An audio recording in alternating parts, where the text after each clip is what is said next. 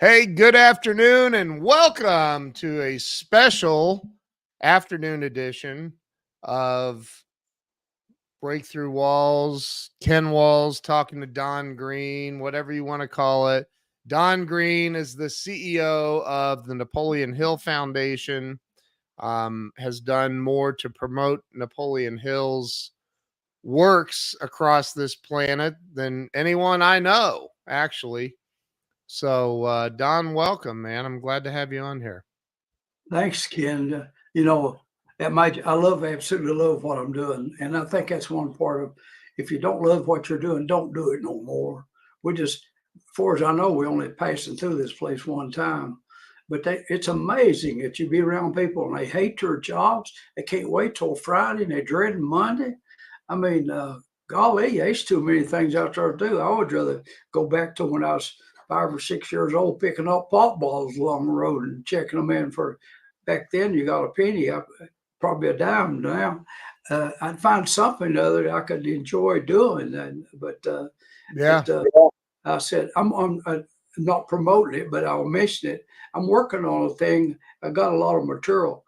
It's on a planning book, a career planning book. In other Yeah. words, trying to, especially a young person, walk through it, and if they'll answer the questions and do it, to try to help them find something other that they would enjoy doing. Because I don't think you can have good results if you don't enjoy what you're doing. Uh, I just think that's part of it. Fact is, on one of the interviews, I said there's a bunch of P's you could use to plan your life: a person's purpose, and then some planning, and then some passion, and then some persistence, and you'll get there. You'll get there if you'll just apply those things. But So most people, true. So but true. I wanted to do this on achieving your goals because I'm not knocking people tens of $10,000 seminars or buy the books and what have you. But Hey, because look at mine. yeah, Mine says autographed copy. that makes it worth at least a nickel more. But I think it's if we follow it through what we talk about, uh, I think it would really help. And of course, we know one of the most important things to success is having personal initiative. Uh, and it starts off with to writing your own success stories, to defining your major purpose. But initiative, I'll tell you a little short story. One year, I don't normally the awards I get, people, they're kind to me and that's nice of them and I thank them. But one time I was curious. I got an award from the Sam Walton from Sam Walton as a Wow. community service award. And I thought, God, I'm on Walmart stock and I visit Walmart, but we're in a little old bitty town here. They ain't nobody knows who I am. And but anyway, I called them and they said I got a lot of nominations and so forth, that reciting what I'd done in the community. And part of it, I got a plaque and I got a cap with Walmart on it, and I got his book.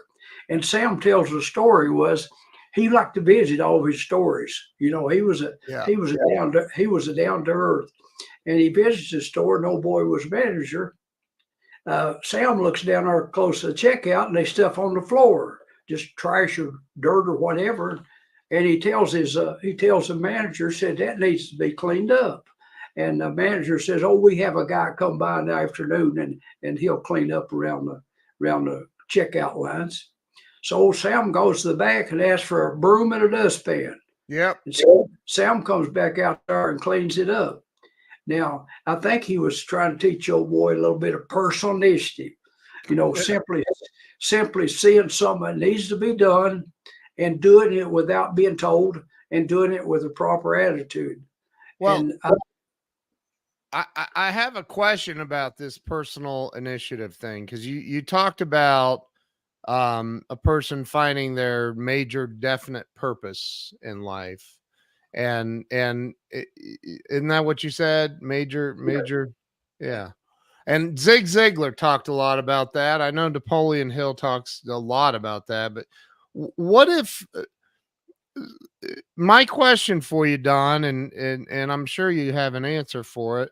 What if somebody doesn't know what their purpose is and they've struggled to find it? Well, you know, we got a whole thing on that thing. I'll publish sometime on finding your purpose. It is a good one, but I think starting off was ask yourself, what do you like to do?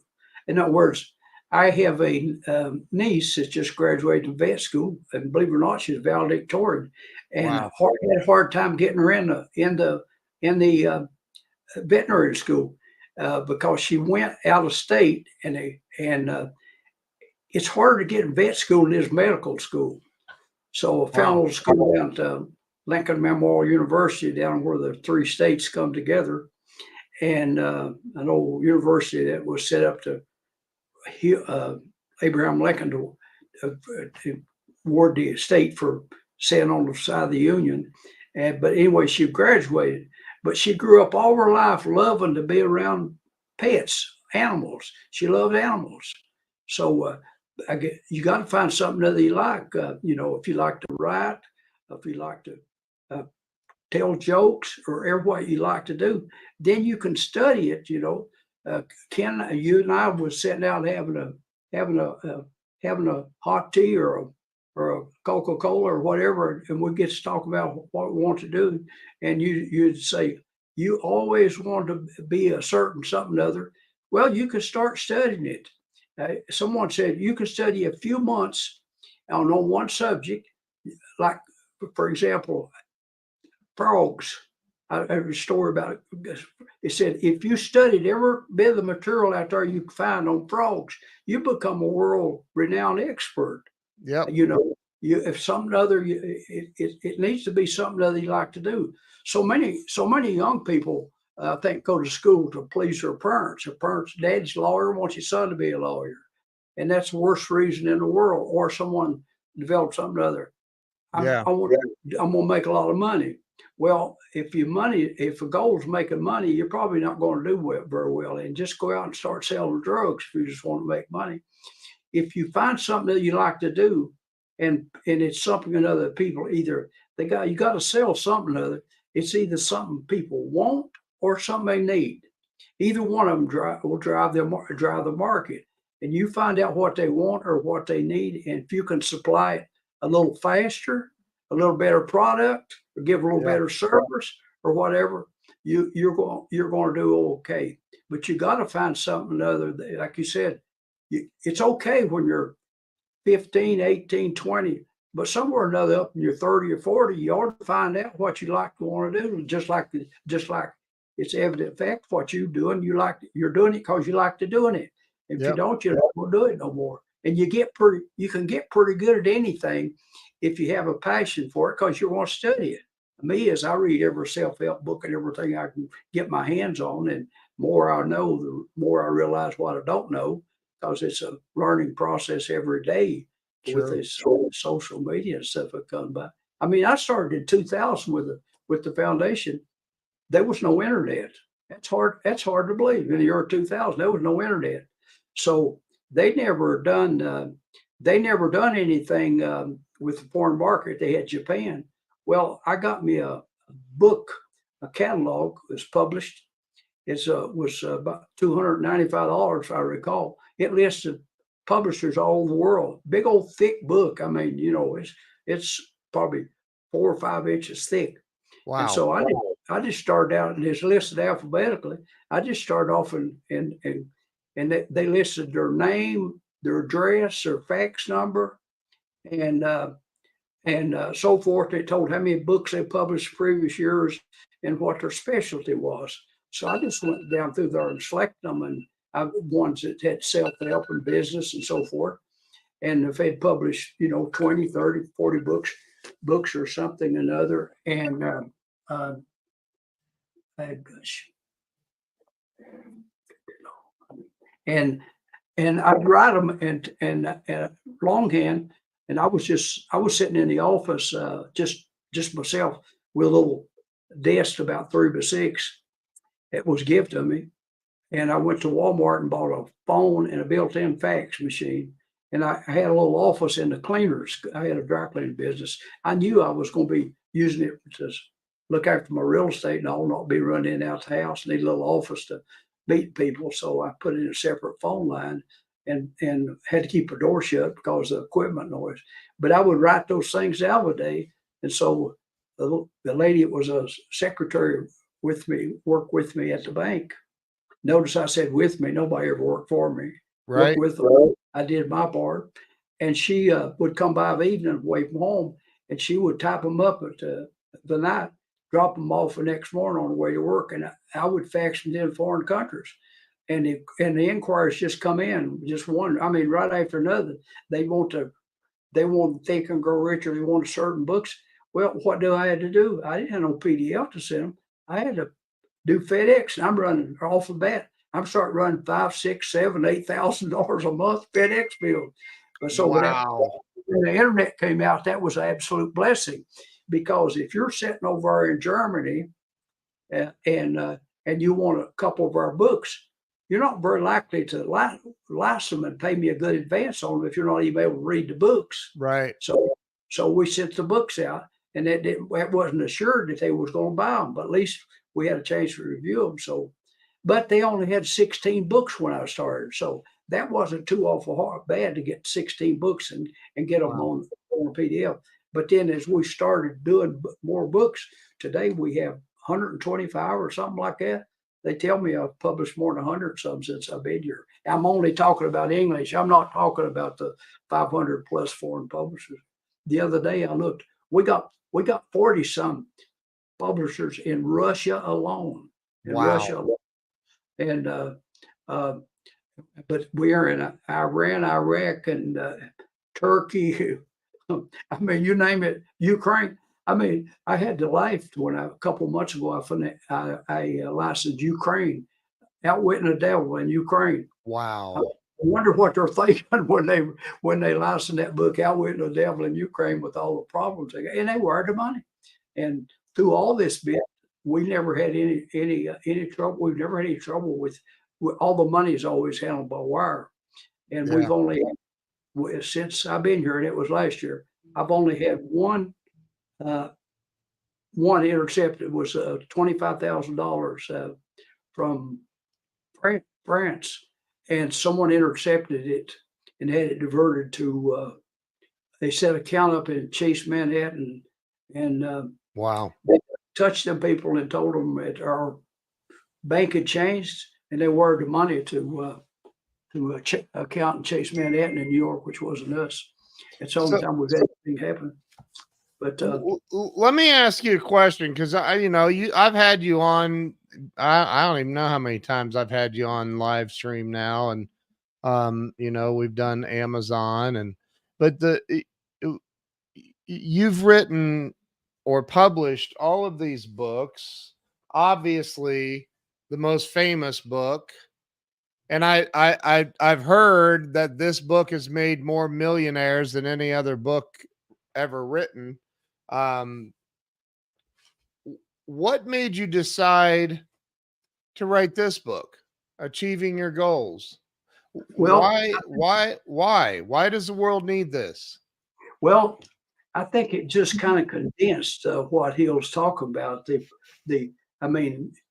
don't have anything. I used to attend a lot of the seminars, and you can always learn something from them. But Yep. But there's a little bit more to that, and that's the same way with Read, Think, and Grow Rich. I wrote the book Napoleon Hill's Secret because he used the word action 77 times, and which means no matter what you're thinking and how excited you are, you got to go out there and make an attempt and take action to get some results, because it's not going to fall out of the sky to you without doing something other. And so I tried to stress the points of the things with the if you got your goal is start off with taking personal initiative, like the example we talk about sound. That's simply personal initiative, something that needs to be done. You go ahead and do it without being told, and you do it with the right attitude. You don't say, "Well, now they hired me for this. Well, that's outside of my job or whatever." But if it's something promoting you or the people you work with, and it needs to be done, you go ahead and do it, and you'll get recognized for it. there's a guy, and I won't tell his name because he probably kicked me. He's a real private guy, but I'm sure he's worth more than 1 billion. He's in the manufacturing business. But he told me in June 1975, he started a bank when he was 29 years old. He said, Don, you do it. And he read the same books. His dad was a coal miner. He said, but he went off to Virginia Tech and got a degree as an engineer, and he's got a string of patents a mile long. He said, you do a little extra one day, it probably won't matter. Do it for a week, probably nobody will notice it. They said, if you work harder than all the people around you, one of these days you could be the success the world dreams about. And what he's talking about is personal initiative. It's seeing, not just doing your job, but doing what needs to be done. And not only that, but doing it without being told. And you'll get recognized for it. And I tried to cover things that would help you achieve your goals after you once made the goal. And that personal initiative, that's doing what needs to be done without being told. And then we talked about the mastermind alliance. You know yourself is, well, like on this technology stuff, I'm pretty well lost without someone around me. As my wife said, Don don't do nothing. He gets somebody to do it for him. But there is a whole lot to that. I mean, I know you find people that's in your business and your trade that you learn from. That you learn from. I mean, you've heard me tell it before. If monkeys can learn from monkeys, surely we can learn from each other. Amen. We have to be around people that knows more than we do. And for my part, it's not that hard to. That's not hard to do. But and of course, Hill wrote. I want to ask you something, Don. So because I just love your wisdom. You're just I just love it. You know, you grew up. I don't know if you grew up in poverty, but you grew up in without a lot of money, didn't you? Yeah, Dad was an underground coal miner. We never had running water. We didn't have a bathroom in the house until high school. Yeah, I mean, Wow. we eat good because we farm, raise garden and stuff. And mother, she put up hundreds of cans of anything from peaches to, apples and Yeah. sauce and anything you can imagine could be canned. She So canned it. so here's my question. So no, I already knew you didn't grow up with a bunch of money, but so everybody has, I believe everybody excuse me, I'm still getting over bronchitis. But everybody has a mental ceiling, if you would, of how much money they can make or earn or what their net worth can be. And they have a tendency, I believe, unconsciously to navigate their life until they hit that ceiling and then they stop. And then they got to get back to that ceiling and then they stop. And so my question for you, and this book is phenomenal. I've started reading. I'm about halfway through, but the people that are unconsciously living a life where they're hitting that invisible ceiling. John Maxwell calls it the law of the lid.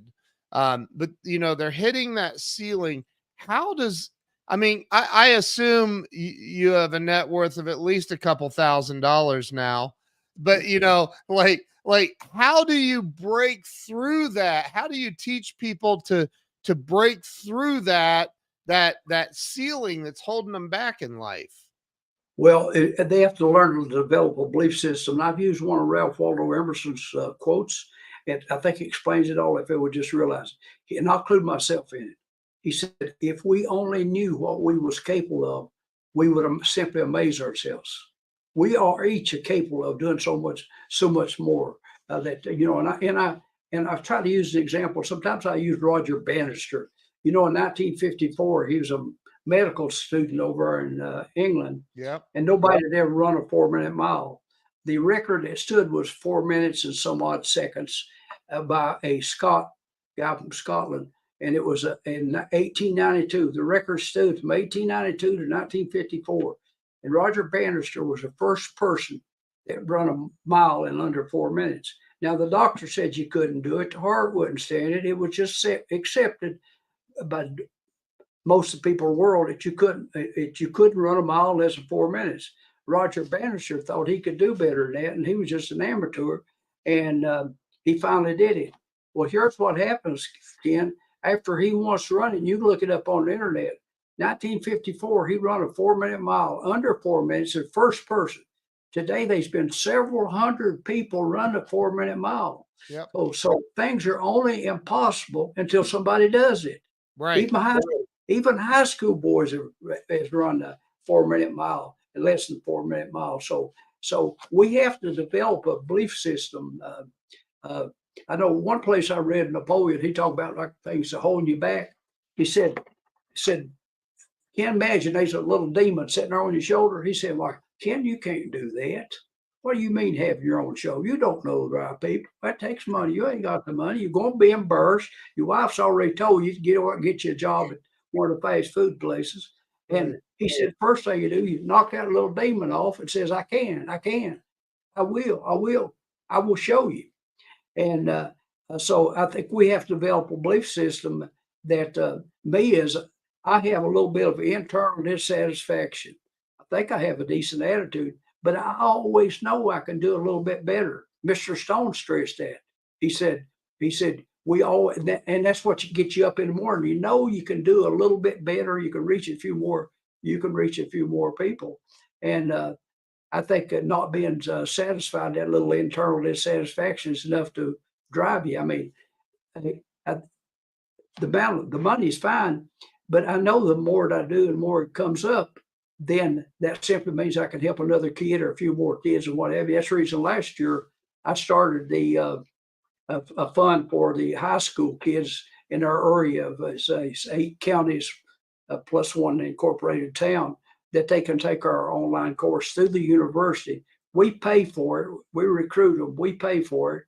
They handle the listing. We give them what I set up, and they put it online. And they get 3 hours credit plus a scholarship, and Wow. we pay for it. And the fund, we started it last year, and it's got, as of today, it's separate from everything else we do. Go keep them sick. We have 7 different scholarships. This one's $1,750,000, so it'll be $2 million real quick, and that will pay the tuition for about 300 and some students to take a 3-hour credit course. So hey, there's your nephew on screen. Do you see him, Mike? Yeah, Mike. Yeah, I'm trying to keep him straight. He's my favorite nephew, Mike. Don't let the others hear that. Yeah, they probably will. That's that said. Mommy like me best thing. That's what they all said. Yeah. So you put this book out and you wrote it, right? You wrote it based on the principles of Napoleon Hill. You started to talk about the Mastermind Alliance, and I took you off track there. Talk about the Mastermind Alliance? Well, I hear all kinds of things. I think the guys, some of them think it's a bunch of guys sitting around drinking beer and eating pizza and talking about how great you are and what are we going to do. And that's not it. If we follow Napoleon Hill, and of course, he learned to mastermind from Andrew Carnegie, and that's the best example. Carnegie he had a belief that he could make steel, and it was a need, but it was a splintered operation, a little bit here, a little bit there, and it was real expensive. And of course, the general public and the news media, they thought he's going to buy these competitors up and then raise prices. I forgot the percentage. He cut the percentage down to where it caused the Industrial Revolution because the steels could be so cheap and so forth. But he didn't know about making steel. He went to England and studied an operation, and then he put the people together. He hired what he thought was the best chemists. He got the lawyers, he got the accountants, and he got the people to put them together. And he said it was everybody trying to accomplish a same goal, which is making steel at a reasonable price and working in perfect harmony. And which is extremely important. And he said that was his job, was to maintain harmony among the people. And the fact is, he hired an expensive chemist from France, and the guy had the talent, but he couldn't get along with the other people. So what does he do? he gets rid of that chemist that can, one rotten apple spoils a barrel. So Yeah. he kept it. Sometimes you have to make additions or what have you, but he gives you a lot of information on who to pick. You don't pick your relatives. You don't necessarily pick your friends. You pick someone that contribute to the goal that's what you're trying to accomplish.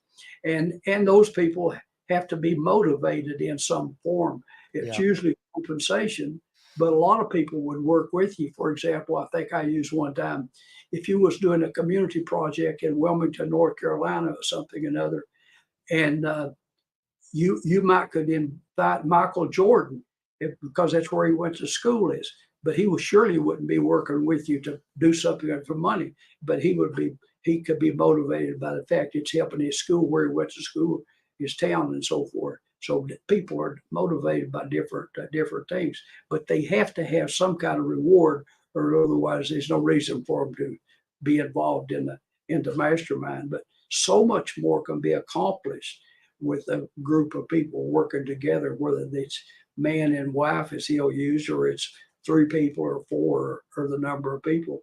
And he'll even liken that to an FDR in the war effort, that people work together without regard to their politics for a common goal.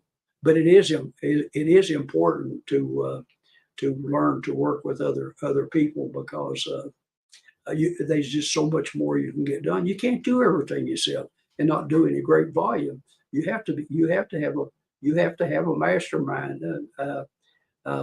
And of course, it's very similar to teamwork, except teamwork is just everybody working and contributing, but maybe on some different things. And he described the mastermind as one thing working in perfect harmony.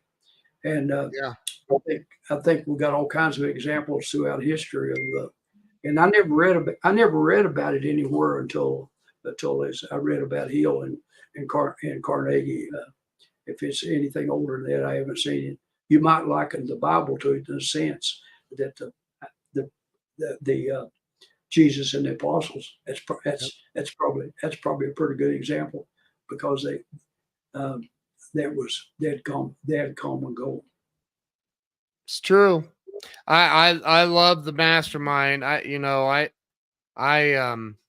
studied personal development pretty much my entire adult life. Didn't really get into Napoleon until later in life. Although it was introduced to me early on, I never read it. Is that crazy? Um, but the mastermind alliance to me, and it can be summed up with, people say, well, the 5 people you spend the most time with is who you're going to be most like. And I totally agree with that. It wasn't until I started hanging out with people like you and Mark Victor Hansen and Grant Cardone and the people that I got in my life, that Greg Walker, who's watching right now. I don't know if he's still on here, but he's a great guy. All of these people who are achieving or have already achieved things that I want to figure out how to do. Well, it makes sense to try to get into the same room with those people. Like, how do they do it? Learn from the people that did what you want to do, right? Absolutely. Lana, my social media lady, she teaches at the college, social media, and has for a long time. She had a thing made for me, artwork and canvas, and put on the wall, and said, there's 2 ways to learn. One's from smarter people and the other through books. And I asked her why she'd done that. She said, well, you've told me that 100 times or more. And I said, well, if you come up with a third way, I sure would know. I'd like to get in on it, but I've not found anything else except through other people and through books. And what, Ken, I know you found out. What I found out, people are successful. They're the most likely people to help you, because they get things done. The old chancellor here at the college lived to be, I think he was 96, Doc was. I was around him a lot because he was I was on the board here at the bank when he's at college. He's also on my bank board as a director. So we spent a lot of time together. We had branches up in the Shenandoah Valley. One of my trustees had a plane. The other guys would fly. Doc didn't like to fly them more in planes. So we'd drive up and he'd tell me tales. And I remember I tried to take some notes. One of the things he told me, he said, Don, if you ever want something other done, just find you a person who's real busy. He said, because they've got a way of getting things done. And then them other people, they've got the attitude, I'll get around to it. And the around to it don't never come around. And said, or they'll say, I'll say, people said, I'll say what I can do. It's like an invite. You invite somebody, well, I'll try to make it. That means no, yes or no, but a lot of people can't. I love Grant Cardone has a saying where he says, the biggest lie that we tell ourselves is I don't have enough. I don't have the time. I don't have the time is the big. I believe that we manufacture our own time based on how committed we are to getting it done. Oh, absolutely. Well, what Grant said was absolutely right. Fact is, I use it as a top of something I wrote on. Say saddest words in English language. I haven't had time. We got 24 hours a day. Fact is, I was coming out of the post office. It's not been too many months ago, and a friend stopped me. Said, "Hey, Don, you got a new book out, haven't you?" I said, "Yeah, I might have one in the car." A lady who was standing there overheard the conversation. I knew her face, but I couldn't recall her name at all. She said, "I love to read, but I don't have time." I said, "You mean you don't have 24 hours a day?" She said, "Huh?" I said, "Listen, people on the average per surveys watch television 7 hours a day. We do what we want to do, what we make time to do." That's the reason I read that, and I saw a financial statement on a cable TV, and I said to guys, I said, "Why don't we put us in a cable TV?" I said, "We don't know about a cable TV." I said, "I know there's a lot of money made into it, and they keep buying the competitors and raising the prices, buying competitors, but they're borrowing the money. I seen their financial statement." I said, "Most of their money they bring it in, they're paying the bank where they're buying up competitors. We'll put the money in. We'll get it. We'll talk to somebody that knows, and we'll get it. We put the money in. We'll borrow no money." And I said, "We'll put the money in." We did. They got in touch with it. Here's what we did. We charged exactly one half of what they charged. And everybody signed up. I'd signed Ken up. He's also now paying $60. This is years ago, instead of 120. Yeah. Ken tells the next door neighbor, who tells his next door neighbor. Ken tells his brother-in-law, tells his brothers, and they all come to us. We never spent one nickel for advertising, not one. We never took an ad out. We got our message told. We did one town, they wanted to buy us, said they cut their prices. I told the guy, I said, "Listen, I was born in the dark, but it wasn't last night. You guys are going to lower the prices. You're all across the state of Virginia. I know what the Federal Trade Commission. You can't lower the price in one town and because you got a competitor unless you raise it. You sit there all the way across state. You ain't going to do that." And so it left us alone. So we went to the second town. They come back to us again, and we was building. We was building like crazy, and we was taking all their customers. And then we applied for license for the third and the fourth town. I think we'd had it in about 16, 17 years, I guess. And we weren't taking the money out of it. We just building that thing. And then we negotiated, and it was a heck of a price.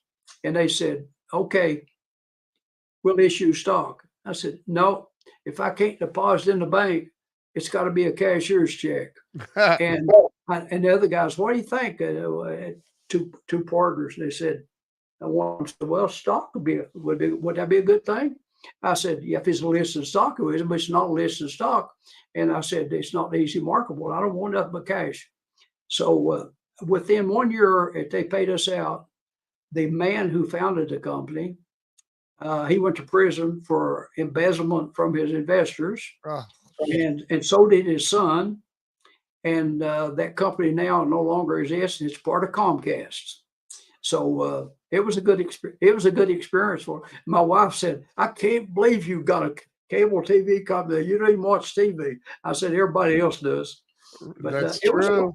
it was fun. We didn't even have an office. We didn't even build an office. One of the guys was a CPA, and we would meet at his place after work because I was in banking, so I didn't have time.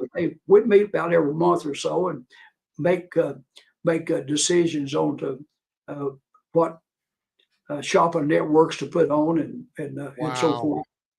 But it was fun. It was fun. It was fun doing.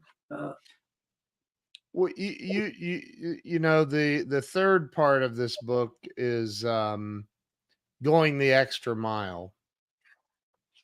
What and I'll tell you, I haven't hung it on the wall yet because I don't know which wall to put it on, but I have it framed. You sent me a poster, Stay the Course poster, which is just beautiful. And it's sitting right here back behind me. But um you, man, I mean, you and we met the one time there in person, out at Ramey's house. The you know Man, you go the extra mile. You go the extra 20 miles. Like this poster, along with, I don't know, some other stuff that you sent, just showed up one day out of the blue for no reason. And in my opinion, that's going the extra mile. well, I think it pays dividends. I always say go the extra mile and then some. But Ken, that's an oldest principle. I don't understand why, don't you? But you can go to church, and I dare say that if there's probably 200 in our church, I'll bet there's not 3 people in there knows what the word twain means. There's a line in the Bible. It said when a man asked you to go a mile, he said go twain, and that was from when the Jews were complaining about being beast of burden for the Roman soldiers by having forced to carry their equipment or backpacks or what you want to call it. What's the word? What's the word? Twain, Twain, and Like, that means twice. That means more. That means more. And so when it says that when a man asks you to go a mile, go twain. In other words, do more than it's required of you. I mean, to me is that's a given a little bit that's given a little bit extra where it's your dessert or anything else. yeah. I don't ever. I'm not there going to send somebody one just send them a book. I'm gonna put a little pamphlet in there. This one says this could be the most important day in your life. Instructions for studying book, Think and Grow Rich. I'm gonna put a few other things in there, or I'm gonna send 2 or whatever. I have it right here. Yeah, I keep them printed. I keep them printed up, and You put Don, you put handwritten notes on the envelope, and like I understand it. I do that. I do that for people. I try to. I don't think I do it on the scale you do it yet. I'm working on that. I'm a work in progress. But like, well, we can all get better. But I'll tell you a story. Once I come in one morning, and my assistant was already here, Anita, and she said, "Don, there's a little girl on the phone. Said she's got a real accent, and said I can't really understand her." Well, quick as I got on there, she said, "Don, this is Olga in St. Petersburg," and I said, "Olga, what time is it there?" And she said, 5 p.m. is the time differential. And here's what she said was, I had actually met her at a book fair, cute little blonde, and she said, "Don," said, "did you get the money we wired you?" And I said, "Yeah, I sure did." I said, "We should have acknowledged it when we got it." Yeah, I said, "It came in a couple of days ago." And she said, "Oh," said, "I want to tell you, that picture you sent me in that card, it's so pretty." Said, "It sits on my desk and people say, oh, that's pretty." And so that's what she called to tell me. Now, wow. I've never yet got a phone call of somebody thanking me for an email I sent them. Thanking you for an email. But Wow. I read a little book, The Value of Handwritten Notes, and my handwriting, I can't hardly read myself. But to take the time to inscribe a book or something like that, or put a little message in there, to me, it just seems a thing to do. And um, I don't know. I don't think it'd be worth no money 100 years from now, but still yet, if you could put a little sticker on there that says autographed copy and write a little note in there, or if you don't have the stickers, just write a. We started printing a lot of our books with a gift page in them. In order you open it up, it's got a place to and from a separate page in it. The fact is, we did a collector's edition of Think and Grow Rich, and I just you don't have one of them yet because I just got a box of them and they're not on the market. It's a You can't get them. No, well, you will be, but they won't release them for about 4 or 5 more months, I think. But I got they sent me a few of them. I just got them. Wow. It's a collector's edition. It's Wow. gold embossed with gold gilding on the edges, and it's the same book. It's a 386 page sticker. It's exactly this book right here, just a different cover, leatherette, gold embossed with gold gilding on the page with ribbon. But Wow. I said, when you do that thing, how about putting a page in there for a gift page? So I'm telling you, to give someone a gift like that, I've had people call me and want to 100. One guy just recently, he wanted to get 100 kids the book, and he was hunting for the cheapest one he could get. And I said, okay, it's a paperback, but you're going to tell me that the kids that's in with your daughter, that you're going to give them a little paperback after they spent 12 years in high school? They ain't going to keep that paperback. I said, you give them something they'll be proud to lay on their desk or carry with them, a nice hardback copy that's got good artwork on it. And I can sell them every time on that. So if I fly to Virginia and take you to lunch, can I get one? I'm kidding. I'm messing with you. Yeah, you would definitely get a book. Oh my gosh, Don, you're too much. I that's what I love about you is you're just Bob Berg and John David Mann wrote the book The Go-Giver, which is actually from Napoleon Hill, right? So many people have written books where they took something that Napoleon Hill did or said and they wrote a book about it. But you're the epitome of the go-giver. Like you're the guy. It's amazing to me. I love that about you. I believe I'm not the most religious person in the world, though I'm a faithful tender and I'm a good supporter. And they asked me when they asked me to serve on the finance committee, why would you want me on the finance committee for? And they said, you know what the answer is, at you. but anyway, there's also a verse in there, and I'm not. I wouldn't consider myself a Bible scholar, but they have asked me to make a presentation to the church. There's a verse that says, "Them that give freely will be made richer; them that withhold will suffer." Does that mean anything? I mean, not giving no sermons out because I wouldn't be very good at that. But there's 2 things happen when we get our paycheck. Some of it should go to a need, where it be a church, a school, or ever what, feed the hungry, and then part of it is to invest, to keep. If we got 2 groups of people out there. One people buying or drawing interest or making money on investments, and the other people are paying it. And so many people, as I used to do financial counseling, it was necessary when I was in the banking business because I was there 18 years and I never foreclosed on not one single house loan that I made, not one. But I had to do some counseling. Wow. And but so many people if they have a credit card that gets maxed out at 10,000 or what it is, their solution is to get another car. That's just digging a hole deeper. Right. If someone wanted advice from me, I'd say, if you got a credit card and you don't pay it off at the end of the month, take your scissors out and cut it up, because you don't have discipline, because you can't operate that way, and you'll never get ahead of paying absorbent rates. The reason they'll let you keep the card, of course, they get a discount from the merchants, but they also know that a good portion of people, they're going to get a little bit behind on something or other, and they'll start making payments on the card, and the first thing you know, it's out of shape. And they cut the card up or pay it off as quick as they can. And then if they get a card, and it's good to travel with and to use to not have to cost much cash. I mean, I think they're tremendous service. Yeah. I love it. I love it. But you can become a slave to them if you don't have discipline and take care of it. I got a grandson who's been working 5 years. He don't even have a credit card.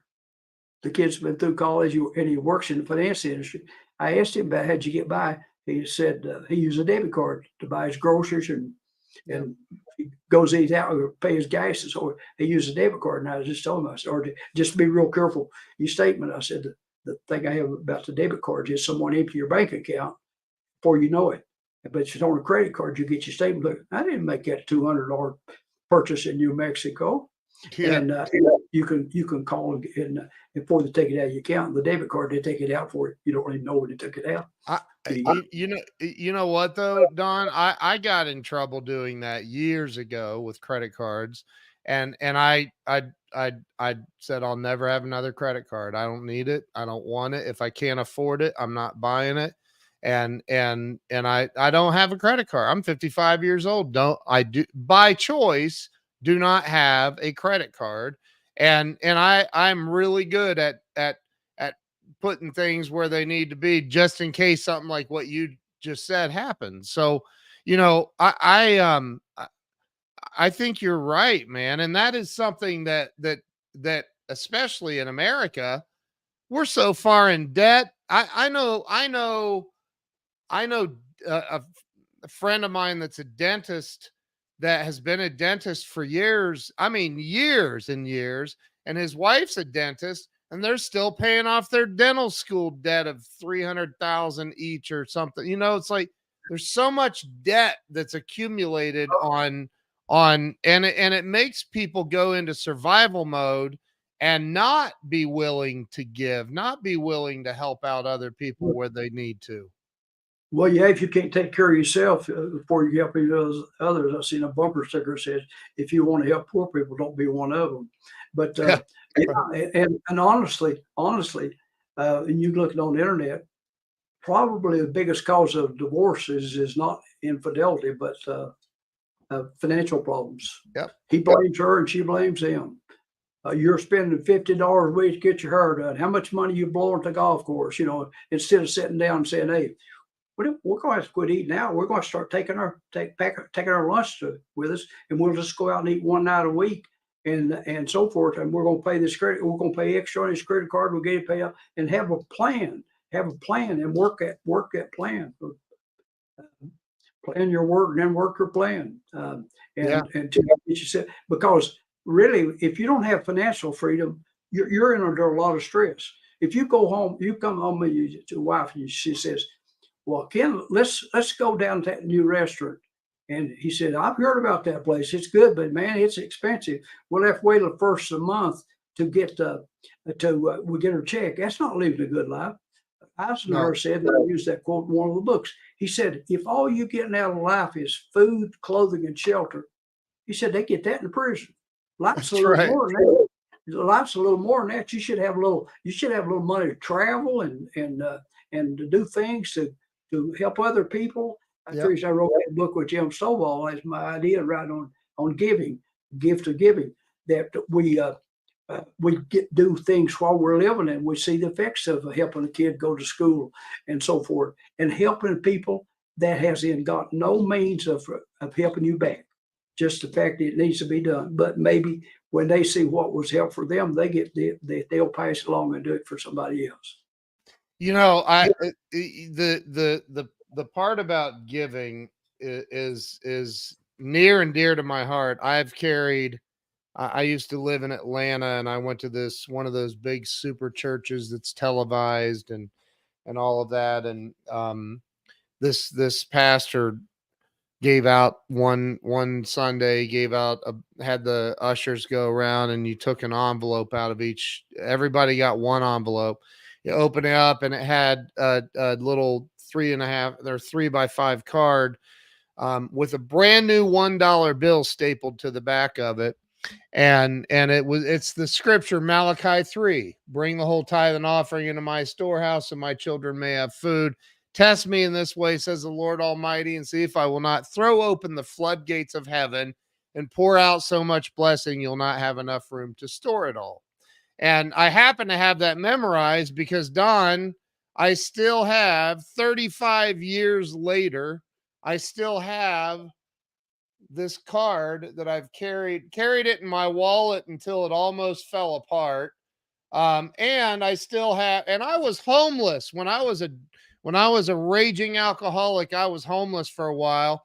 Always had this $1 bill with me, and I never spent it. I could have bought a candy bar, whatever. You give me an idea. I'm going to do that. This right here, it literally changed the trajectory of my life. And I'll tell you something. I'm sitting in church one day, and my ex-wife and I only had $20 left to our name. We were broke. We were so poor, I couldn't pay attention.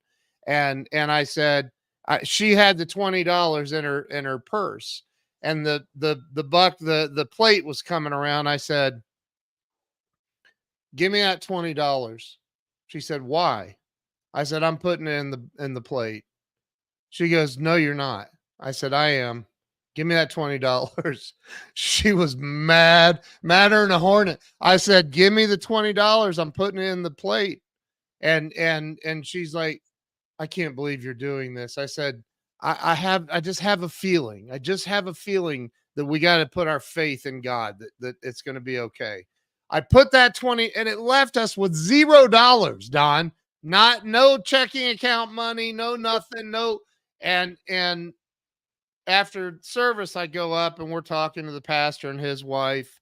And I got to be honest, for a moment, I'm thinking, what did I do? Why did I do that? I got to go find, money now. And this guy walks up behind me, taps me on the shoulder, and he says, he's wearing a $3,000 suit. I turn around, shake his hand. He said, my name's Blake, and blah, blah, blah. And he said, I just felt moved to come up here and introduce myself. And he said, what do you do for a living? I said, well, I was 20 years old. I'm in between jobs. And he said, I said, I've done car detailing, all that. He goes, I have a brand new Porsche and I have a Honda Accord brand new, and I need them both cleaned up, and I'll give you $600 if you'll do them.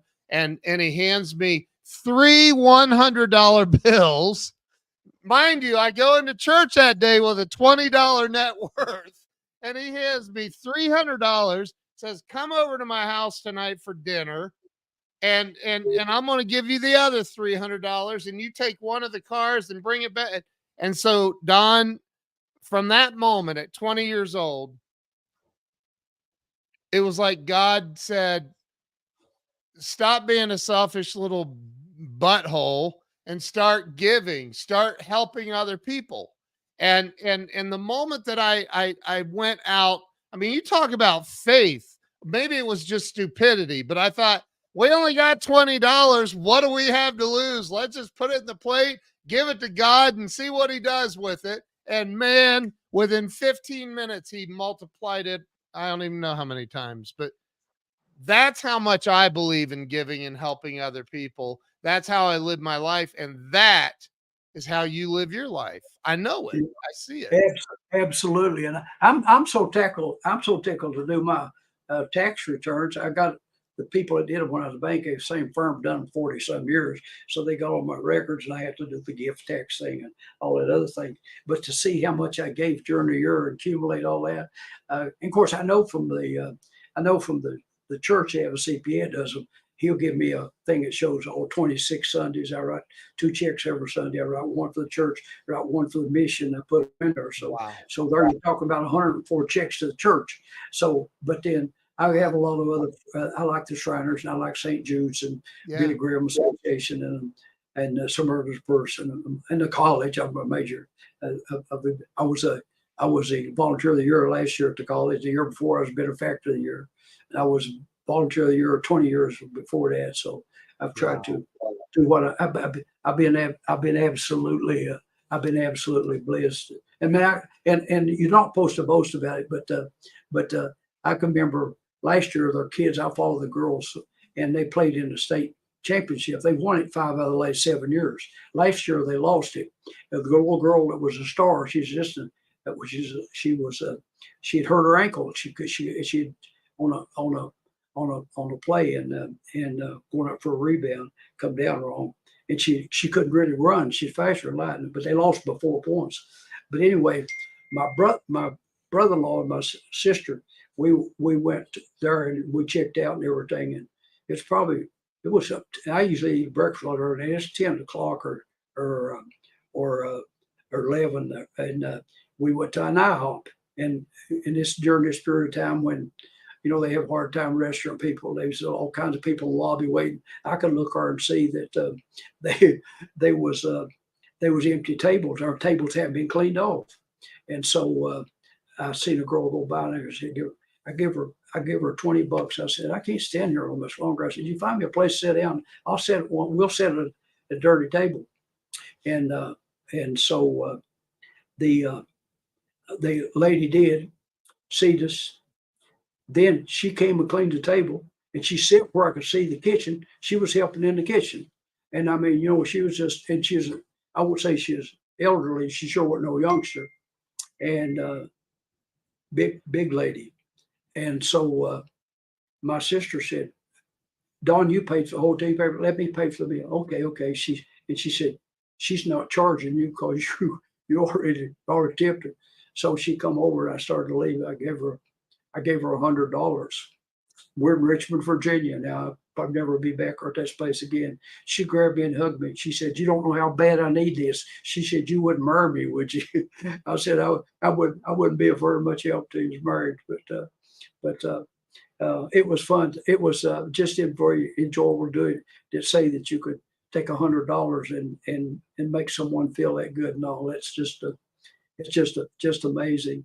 And I see, we have all kinds of opportunities that if we just stop and think a second that I'm always partial to law enforcement services. I know a lot of people might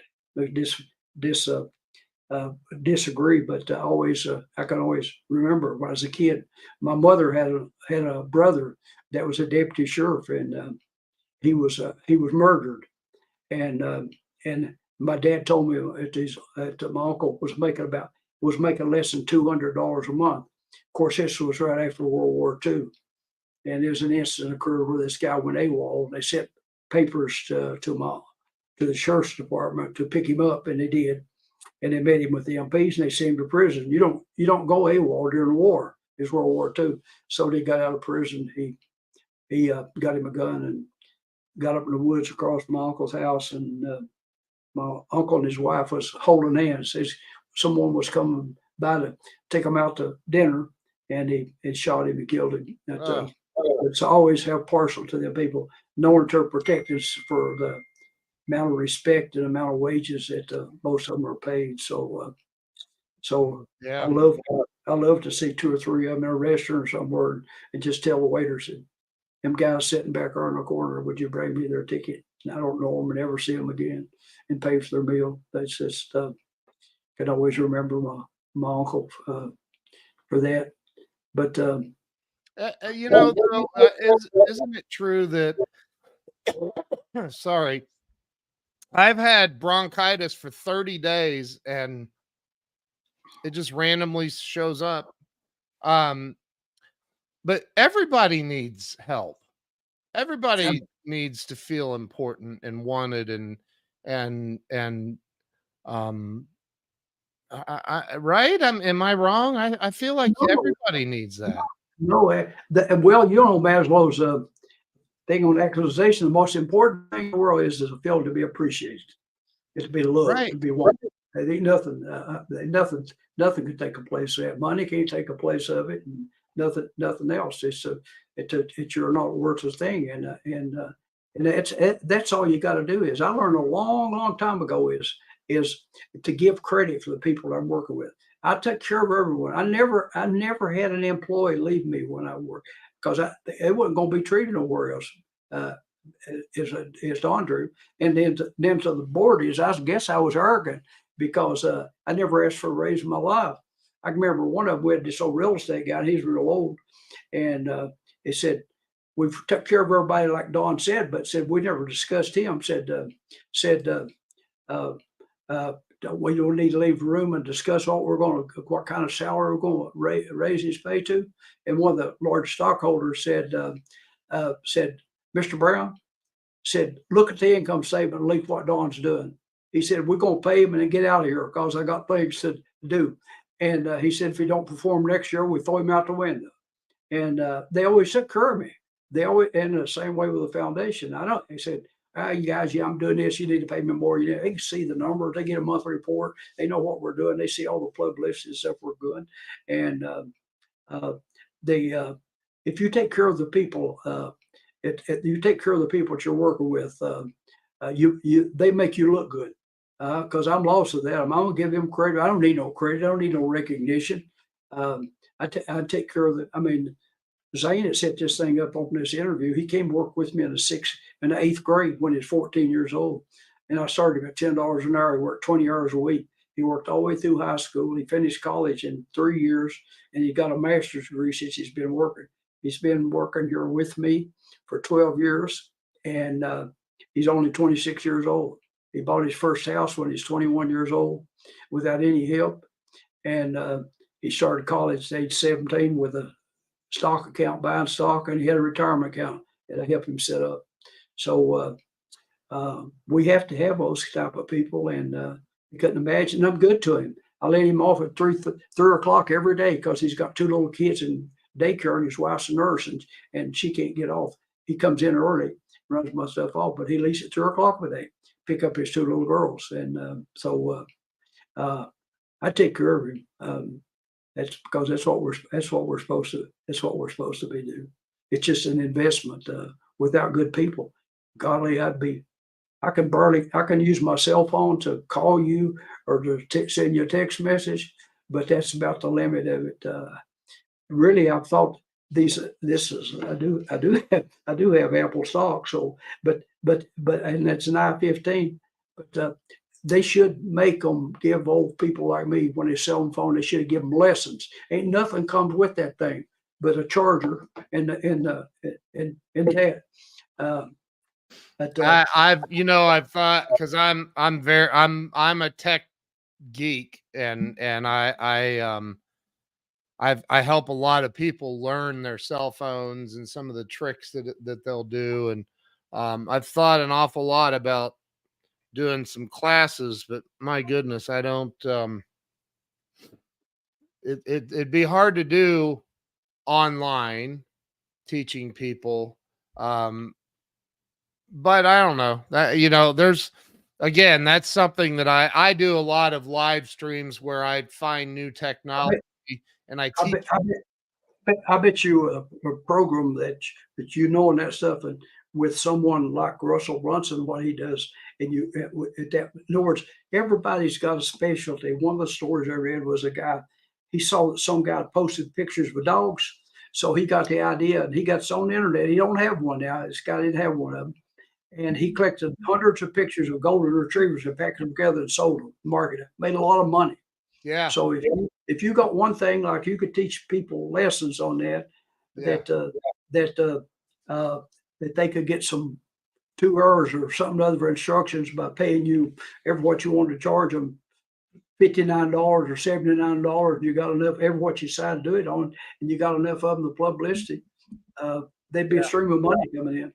Yeah. I've thought an awful lot about it, because I have people reach out to me all the time. Hey, I need to know how to do this with my iPhone. I don't know how to, and if they tell me they have an Android, I tell them I'll pray for them. But I love giving them, but listen, this is about your book, and I want to make sure that everybody understands this. So let's talk about the final part here, learning from adversity. I heard a quote from Dr. Wayne Dyer years ago, and I've carried it with me for a long time. And that is, pain is the predecessor of all wisdom. and it's typically not watching Don put his hand on the burner that makes me go, that burner's hot. I'm not going to do that because I'm dumb like that. I got to go touch the burner myself to find out. And oh, God, that's hot. Yep. It burnt me just like it did Don.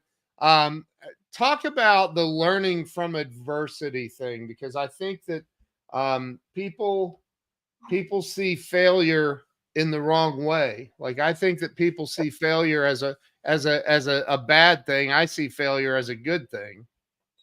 Yeah, it gives you opportunity to try again. Yeah. If they'll learn one simple lesson when things don't go right, they're lessons learned. I mean, I can tell you some things that they're funny. One of them was in the art business. I thought I was getting really good at it, and I went to a big famous art market, and I put some material in it that I'd purchased from a Russian painter. It didn't bring what I thought it ought to bring. And I learned from it. I thought it was funny. It didn't break me or nothing, but I went to Bethesda, Maryland, and it was nice. As people well dressed, and they were serving wine and cheese and all this stuff, and pictures and the paintings in the catalogs, and all. It's kind of neat and all. But I didn't put a minimum on it, and I'd sold stuff to Sotheby's and places before, and it was never necessary because they always a lot more than I thought. But so I laughed it off and said, "Boy, Don, you learned a lesson that time. You're not as smart as I thought you was." So I bet you the next art I sent out, when I signed that contract, it had a minimum in it, or if it didn't sell, it shipped back to me. So if you look at things that go wrong, that is simply a lesson learned. It's lessons learned, and the more mistakes you've made, the more opportunities you've had to get something done. But a lot of people say it's a reason to quit. No, not if you got passion, and if you're determined, you come back that much. You come back that much forward. It's not how many times you get knocked down. It's how many times you get back up. That's it.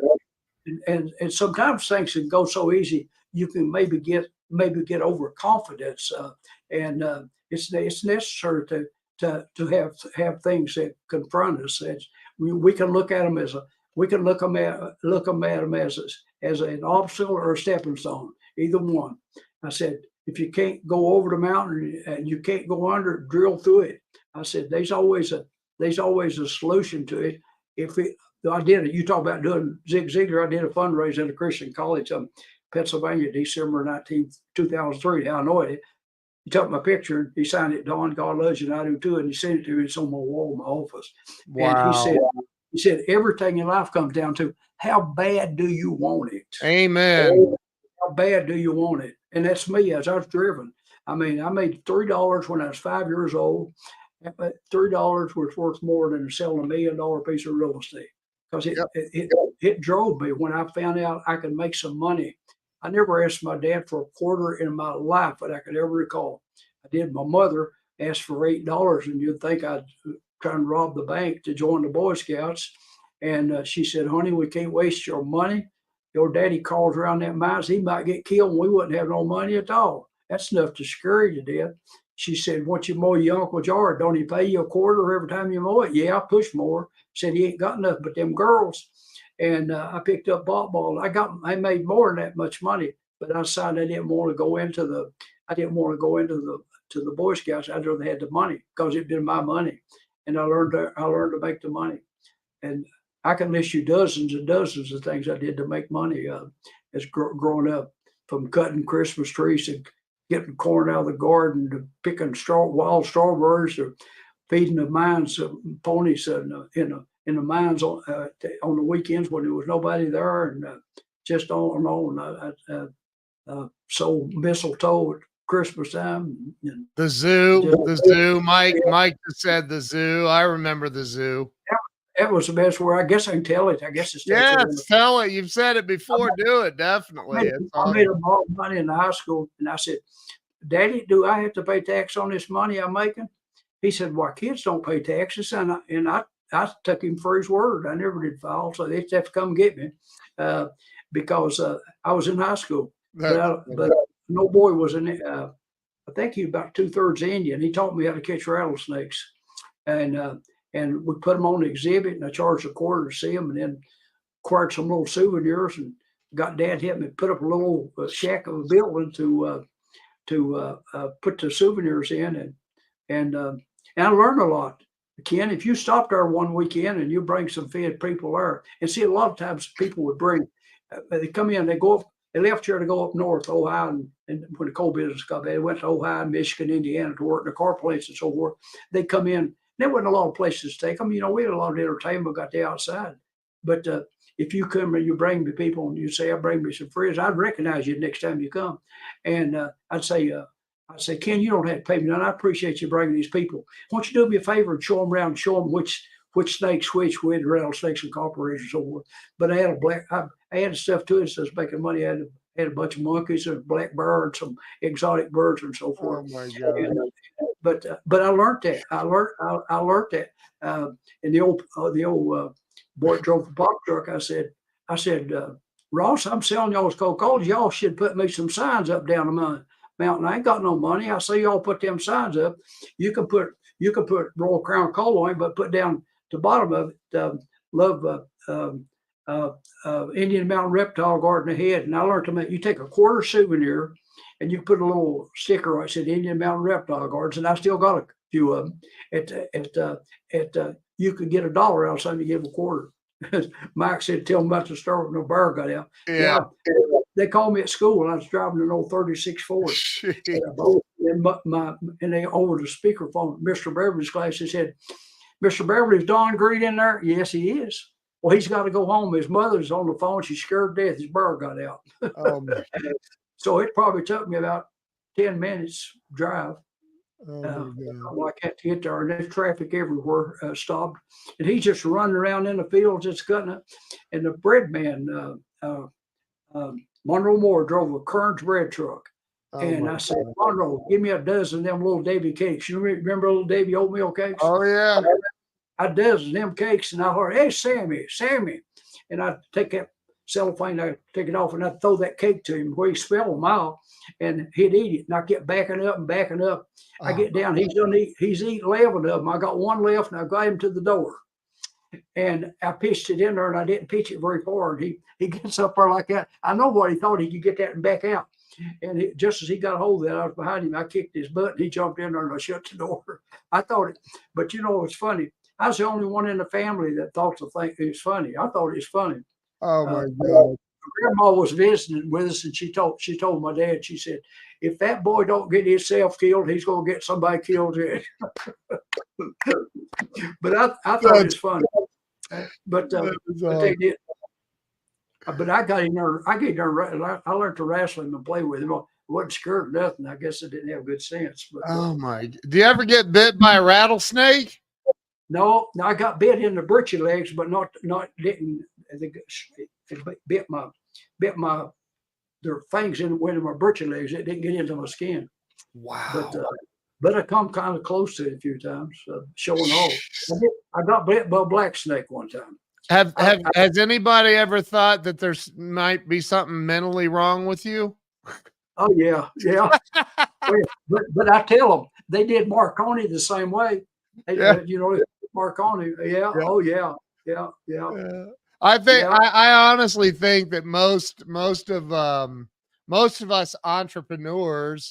entrepreneurial types, they're just, man, it's like you're glutton for punishment sometimes. Well, it's the best life in the world. It is. For example, those ashtrays, I bought them. I came from Panama City, Florida. It's amazing. Some things I can remember, and I can't remember my phone number. But I bought these ashtrays. These 48 into a thing, into a case, and they were different. And I can remember the jokes that was on them. They were jokes on them, and with a little sticker on them. They cost a quarter, and they sell them for $1, made 75 cents. And some people buy 10 or 15 of them because it's cute. I mean, one of them had a little girl, and she's got her stomach out there, and with a caption below it said, "I should have danced all night." other funny things on them that was good laughs. And but we sold flags, and but a lot of ashtrays and just little knickknacks. But what made the difference was it had that little label on there. You get them on a roll and peel one off. Like today, we use autograph stickers to sticker and put on the books that come on a roll. You get rolls like that. It said printed. It said Indian Mountain Reptile Garden, US 23, Wise, Virginia, and you put it on it, and all of a sudden it made it a valuable piece of something. Because people, they want something to take back with them. You know, Yeah. they want something to take back with them, and there wasn't that many places around. But it was I even got on television I had a bobcat. And he didn't like it very good. The lights was too bright. I had a bobcat. He was maybe 2/3 tame. I could get him out by putting a collar and stuff on him. And I had a big old stump-tailed monkey that was smarter than a lot of people I've been around. And I had a pet skunk that had been fixed to where he wouldn't stink, and we just added stuff to it still long. And I bought the bear. I bought the bear off the Indians down in North Carolina, and it's probably a federal offense also. But didn't know it. But it's funny. You put him in a little cage. He was about that big. He's real small. It didn't anymore as a boy or girl. So somebody suggested the name Sammy. And that work either way.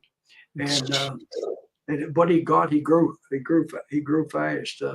But it's funny. We coming through the Smoky Mountain National Park, and they were stopping traffic, and the people were giving you a little pamphlet, and the pamphlet said, give you warning about the animal. It said, do not feed the bears. We had one in the back end of the truck. Oh my God. Oh my. You're like, we're gonna have to feed him eventually, or he's gonna eat us. Like, yeah. Oh my Lord, have mercy. So everybody, okay. So where can everybody go get this book, Don? It's on Amazon. If they go to our website, it's Naphill, NAPHILL.org, naphill.org. Hold on, I'm gonna put that up on screen here. Naphill.org. Hold on. Nap Hill. Probably should have asked you this before we went live, Don. I'm sorry. That's okay. No problem. Naphill.org. And they can get the book there at naphill.org. They sure can. Okay. Everybody go get a copy of this book, Napoleon Hill's Guide to Achieving Your Goals, the 4 principles of success, 4 proven principles of success. And mine says autographed copy. I'm sorry. Yeah, but I'm gonna make him a good price if he'll get us directly. If he want, if he'll want to buy, if he want to buy 25 or 100 or 500, like that. So they can reach out to you through the website for that. Yeah, they can contact us, and I would simply let them pay for it and send an email to the publisher, and they'll direct ship them by FedEx ground. That's so awesome. So awesome. Don Green, you're one of my favorite people on the planet. You're a good man. And I think the world should be out here trying to emulate what you've done in life. Well, it all comes down as old Zig says, how bad do you want it? And I just have that burning desire, I mean, I go to bed thinking about something, and I do sleep good, and I wake up and I got that little card where I ate my cereal in the morning, oatmeal. Said, God, show me someone I can help today. In Jesus' name, amen. I'm going to do something for today's out. Wow. I'm going to send somebody a book, send somebody a note. I'm going to do something that maybe helps out a little bit. As one of our guys says, you quoting, he says, we can't do everything, but we can do something. It's true. Listen, man, I've given away my last dime, literally. People say, "Oh, you'd never give away your last dime." I've done it, and it's a scary thing to do. I'm gonna do this thing here. I'll get that done real quick on that Malachi. On that, just take a 3x5 card and type that verse up on it, and and clip a dollar bill to it and pass it out. They actually, here, I'll show you again. It's so fragile now. I almost thought about taking this tattered thing and having it framed, but it's a 3x5 card. They put the Malachi scripture on there, and then on the back they stapled. It's stapled. It's folded up. I can't. I mean, I can try to unfold it, but it's got. If you look there at the top, it's got a staple. They stapled the dollar bill to it, and I've never spent that dollar bill. It was a reminder. Bring the whole time. You know, people think that they have to go to a building on Sunday to go to church, and I don't believe that personally. No. I think, and I don't think that bringing the whole tithe and offering to God means that you go give it to a church necessarily. I don't think it's a bad thing to do that, but you can go give it to anybody, a homeless person, anybody. For example, I know from experience, you can take $3,000 some dollars and you can build a little house in Nicaragua. Yeah. It's a concrete pad, metal walls, and metal roof. There's people down there living on the dirt ground, and for the walls they got plastic sheets of plastic and a piece of tin overhead. They're living on that. You can build a little house. The last one I did down there was now, and the church don't know this. Nobody's a pastor because I wouldn't go around telling people that. You're right. But because you're not supposed to. But they said the last one they did, the lady had kids. This is a concrete floor, and said the lady, she was so thrilled and so happy. She took her shoes off. She wouldn't walk on that concrete floor with her shoes on. She wanted to be barefooted, afraid to mess up the floor. So when you can spend a few $1,000s to do something like that, it don't have, like you said, don't have to be done to church. I mean, it could be done through St. Jude's. It could be done through the Shriners Crippled Children. I got a little, let's see, grandniece. She was born with a hip, and my wife recognized it. She walked and waddled, and she had a hip out, and she had surgeries and had to have in a cast for, I don't remember, it's a long time. Today she's a professional nurse, and wow. And I know that resonated with her. She got help from and their family didn't have the money. I mean, she had surgery and all with the Shriners, and they paid for everything. And she remembered that, and she's a nurse. She's been a nurse probably for 8 or 10 years now, I guess, and loves what she does. But I'm sure that the attention she got, and and somebody had to provide the money for it. Yep.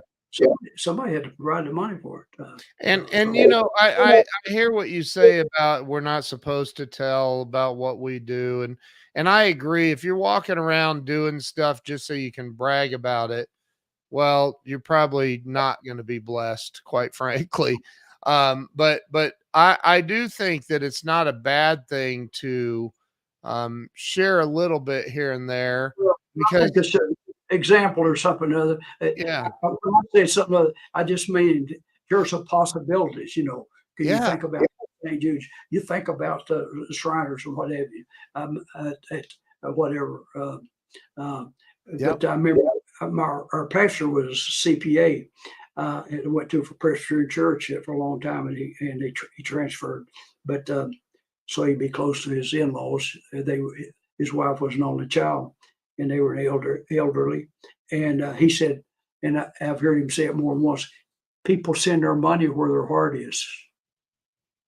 They send their money where their heart is. And we can't do everything that needs to be done, but we can do something. But together, all of us could do it all if Amen. If everybody contributed. I mean, I don't know. I asked a good friend. I said, everybody when they get 80 or so, said you'd be thinking what's going to do with the money. So what do you mean by that? I said, I don't think we're going to take it with us, but I said you got it. But if you go before I do and you're able to take it with you, I said, would you let me know how you done it? Ain't what that country song goes, ain't never seen no hearse with a luggage rack. No. So Don, listen, I know you got other things to do today. I really appreciate you jumping on here. This has been fun. Always fun having you on and talking. And everybody, make sure you go over to naphill.org and grab a copy of Napoleon Hill's Guide to Achieving Your Goals, the 4 proven principles of success, and read it. Do something with it. Change your life. How bad do you want it? How bad do you want it? Yeah, I appreciate it because we're a nonprofit, help a lot of poverty-stricken area kids to go to school, both high school and college, and that's what we'll do. Of course, we do a lot of other work like prison work and so forth, but that's what we're trying to help other people. Well, I certainly appreciate you're a gift to this world. So thank you, man. I really appreciate you. I appreciate you giving me this opportunity to tell a few people that it's very kind of you. It's been fun, man. I always. All right, I'm going to end the live stream. So everybody watching, if you've not shared this out, you can redeem yourself right now and go ahead and share this out with everybody that you know on Facebook and Twitter and LinkedIn and everywhere. We're live everywhere right now. So go ahead and share this out. Appreciate y'all watching. Don, thank you. I appreciate you coming on. You're welcome. Anytime. We'll see. And don't hang up on me yet, Don. Don't leave me. Don't leave me. All right. We'll see y'all later.